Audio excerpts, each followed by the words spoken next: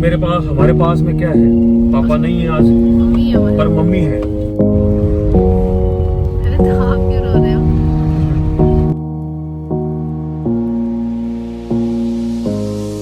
Hello everyone, खमा गनीसा, welcome back to today's vlog and good morning. सुबह हो चुकी है और मैं आज थोड़ा जल्दी, तो क्या डेली ना 10 बज जाते हैं सो के उठती हूँ कि बच्चे ही 5-5 बजे तक सोते हैं। और आज भी मतलब दोनों वैसे सो गए थे, ज़्यादा परेशान तो नहीं किया, पर रुद्र बार बार नींद में ना ऊँ कर रहा था, शायद पेट में तकलीफ थी या कुछ, तो मतलब मेरी नींद ऐसी ही रही। मैं प्रॉपर जो है वो 6 बजे सो पाई, तो इसलिए लेट हो जाता है। और अभी बच्चों की हो रही है मालिश। आज धूप काफ़ी अच्छी थी और मैंने आपको लास्ट व्लॉग में बताया था कि मम्मी अब थोड़ा बहुत तो धीरे धीरे रिकवर होना ही पड़ता है, ठीक है। और अब थोड़ा सा सब लोग स्टेबल हैं, मम्मी भी स्टेबल हैं। बच्चों में मम्मी को मैं लगा के रखती हूँ तो मम्मी का मन लगा रहता है। मतलब मैं और ये मोस्टली मम्मी को ऊपर ही रखते हैं बच्चों के साथ, तो फिर मम्मी का मन लगा रहता है। तो अभी भी मम्मी बच्चों की मालिश कर रही है, मैंने ऊपर बुला लिया था। और बाहर मेरी बालकनी में बहुत अच्छी धूप आ रही है, तो मम्मी उन दोनों की मालिश कर रही है, तो वो दिखाती हूँ मैं। चलो,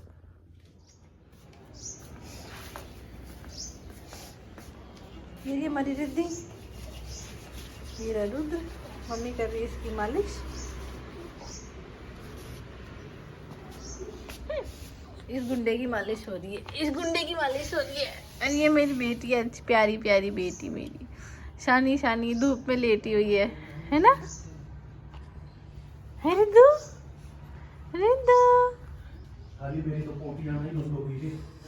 बच्चों के चक्कर में हम सबका शेड्यूल इतना खराब हो चुका है ना, ये कह रहे हैं मेरी तो पोटी आनी बंद हो गई है। मतलब सबका टाइम टेबल बिगड़ा हुआ है ना।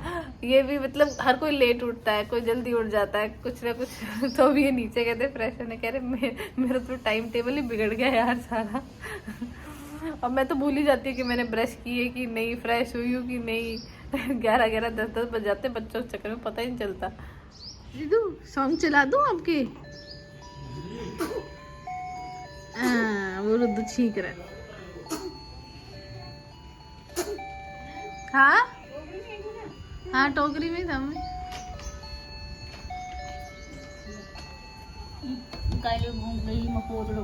अभी मैं रिद्धू की करूंगी नोजी साफ। हाँ, ईयरबड से, क्योंकि ये लोग ना क्या, एक तो धूप से ऐसे आ रहा है, क्योंकि ये लोग ना दूध से मतलब बहुत बार ना सॉरी नाक से दूध निकाल देते हैं, जिससे इनकी नाक ना मतलब ऐसे ब्लॉक सी रहती है, तो मैं ईयरबड से साफ कर देती हूँ। रिद्धू की कम है, रुद्र की ज़्यादा है, क्योंकि ये ज़्यादा दूध निकालता है। रो रहा है, इसको बहुत जोर आता है भाई, दोनों को भी बहुत जोर आता है। मालिश करते टाइम भी और नहाते टाइम भी उतना ही चिल्लाते हैं दोनों, है ना रिद्धू? चलो अब नोजी छाप करें। इस औजार से होगी रिद्धू की नोजी नोजी साफ। और रिद्धू को बहुत जोर पड़ने वाला है, इसको बहुत जोर आता है, बिल्कुल नाक साफ नहीं कराती है। हाँ,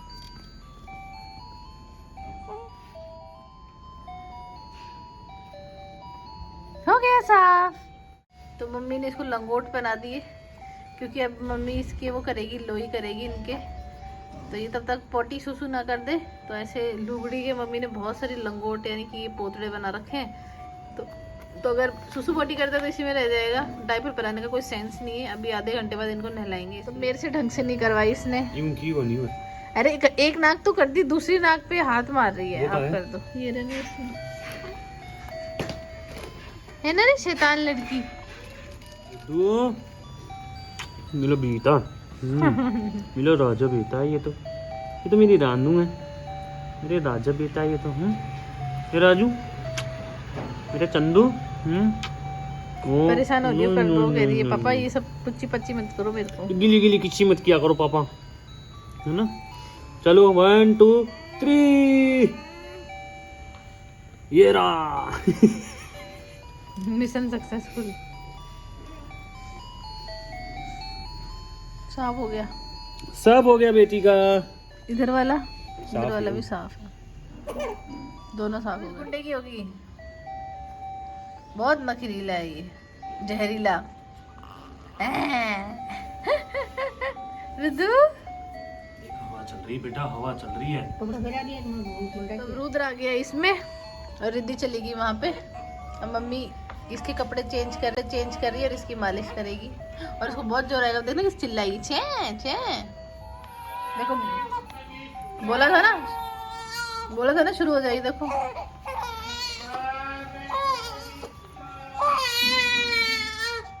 शुरू हो गई रोना। इसको ज्यादा जोर आता है नहाने में भी और मालिश कराने में भी।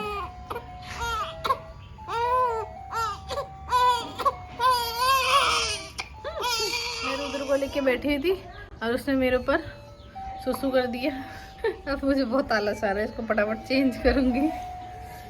अब उसकी मम्मी लोई कर रही है और हमारी रिद्धि फ्री हो गई, उसका सब कुछ हो चुका है। रुद्र की लोई कर रही है मम्मी और रिद्धि का सब कुछ फ्री हो गया। बस अब नहाना बाकी इसका, इसको नहलाएंगे।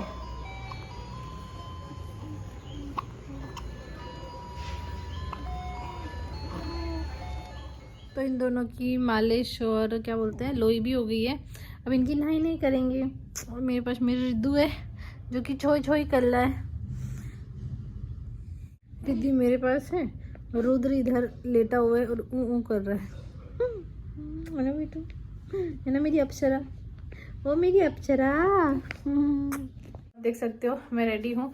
और मैंने आपको लास्ट व्लॉग में बताया था कि जब तक मेहंदी माथा नहीं करके आता अपने पीहर से, तब तक हम जो श्रृंगार का सुहाग का सामान होता है वो नहीं लगाते, यानी कि बिंदी और मांग वगैरह लिपस्टिक वगैरह नहीं लगाते।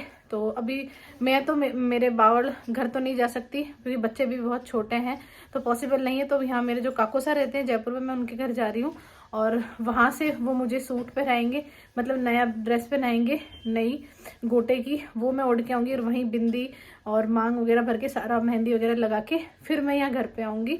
तो अब हम जा रहे हैं काकोसा के घर पे। और जब यहाँ से जाते हैं घर से तो बिना गोटे की ओढ़नी ओढ़ के जाते हैं। तो मेरे पास यही सूट था बिना गोटे का, तो मैं ये ओढ़ के जा रही हूँ और फिर वहाँ से दूसरा सूट पहन के आऊँगी गोटे का। तो अब चलते हैं।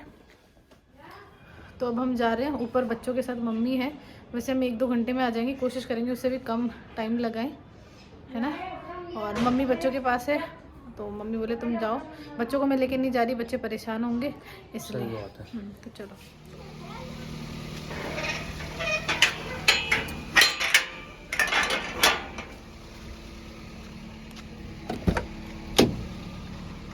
अभी जब हम आए तो मम्मी इमोशनल हो गई।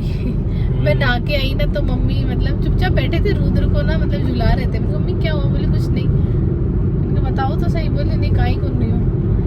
फिर क्या है, मैंने इनको इशारा किया, फिर ये मम्मी से थोड़े गले वाले लगे, प्यार से पूछा। फिर मम्मी ऐसे पापा की याद आ रही थी शायद, तो फिर बात की, फिर पापा की बातें करने लग गए। सबको ही होता है यार। इमोशनल होना जायज़ भी है ना। पर होता क्या है कि हम खुद भी बहुत कोशिश करते हैं, हम दोनों, इवन हमारा पूरा फैमिली के अंदर हम पूरी कोशिश करते हैं कि मम्मी को ऐसा माहौल नहीं रखते कि मम्मी हाँ, हम माहौल वो रखते ही नहीं है। क्योंकि देखो जो चला गया, पापा को हम बहुत प्यार करते थे, बहुत मस्त आदमी थे, मतलब मैं तो ये कहता हूँ। पर अब है क्या कि अब वो तो चले गए, पर अब घर में फिर माहौल अगर हम वैसा ही बिल्कुल रखेंगे तो फिर क्या सबसे ज्यादा दिक्कत होगी मम्मी को। और आप लोगों को नहीं पता मम्मी की कभी तबीयत ऐसे खराब नहीं होती थी, कभी बीपी की प्रॉब्लम नहीं थी। मम्मी की इतनी ज्यादा तबीयत खराब हो गई थी, मतलब पूरी बॉडी ऐसे हो जाती है मम्मी की, सुन हो जाती है ना, मतलब हाथ पैर काम करने बंद हो जाते हैं, एकदम बीपी लो हो जाता है। तो इसलिए क्या है, हम पूरे घर में ऐसा माहौल रखते हैं, थोड़ा सा नॉर्मल रखने की कोशिश करते हैं सबको। दुख तो देखो सभी को है, मुझे भी है, इसको भी है, मम्मी को भी, सभी को दुख तो है। पर अब उस दुख को हम ज्यादा अगर घर में रखेंगे तो फिर तबीयत खराब होने का, क्योंकि हमारे को घर में माहौल सही रखना बहुत जरूरी हो जाता है इस टाइम पे। इवन हमारे घर में मतलब कोई बाहर से भी आता है ना तो हम उसको पहले ही बोल देता हूँ कि भाई मम्मी के साथ नॉर्मल रहना। क्योंकि फिर मम्मी अभी नांदेरे गए थे मेहंदी माथा करने, मतलब अभी 2 दिन पहले मम्मी गए थे, उसके बाद फिर बहू जाती है, तो मम्मी वहां से आ गए। तो मैं तो क्या है, मामूसा वगैरह जो आए थे मम्मी को ले जाने, मैं उनको भी समझाया था। मैंने कहा वहां जाओ तो भाई थोड़ा सा देखो, दुख है सबको है, वो मैं समझ सकता हूँ, सारी चीजें फीलिंग्स वगैरह सब कुछ होती है। पर देखो जो अभी जिंदा है उनको, उनका ख्याल रखना भी हमारी जिम्मेदारी है। अब उसके बाद भी वहाँ जाके मम्मी की तबीयत खराब हो गई थी, सेम तबीयत खराब हो गई। ये हम क्या है, घर के अंदर बहुत कोशिश करते हैं, पूरा नॉर्मल रहते हैं, बिल्कुल हंसी मजाक थोड़ा सा करते हैं, जिससे क्या मम्मी नॉर्मल रहे। और हम मोस्टली मम्मी को बच्चों में ही लगा के रखते हैं कि मम्मी का मन लगा रहे और मम्मी भाई मम्मी का मन लगा रहे बस। क्योंकि जितना इंसान क्या है खाली रहता है ना, खाली टाइम रहेगा तो वो उतना क्या है उन चीजों के बारे में सोचता है। वरना 24 घंटे हम मम्मी के पास में रहते हैं, मम्मी से बातें करते हैं। अभी सिर्फ मैं नीचे गया था और ये बाथरूम में नहाने गई थी, सिर्फ मम्मी इतनी सी देर अकेली रही तो वो इमोशनल होकर रोना शुरू कर दिया मम्मी ने। तो इसलिए हम छोड़ते ही नहीं है। अभी भी मैं आया हूँ तो निक्को को बोल के आऊँ मम्मी के पास ही बैठना, तू और कहीं नहीं जाना। तो जी देखो, मैं मेरी मम्मी से बहुत प्यार करता हूँ, है ना। और अब मेरे पास, हमारे पास में क्या है, पापा नहीं है आज, पर मम्मी है। तो मतलब मैं पूरी जी जान से मतलब सिर्फ यही कोशिश करता हूँ कि मेरी मम्मी अच्छे से रहे, अच्छे से खाए पिए और बिल्कुल स्वस्थ रहे, और भगवान करे उनको 100 साल की उम्र लगे।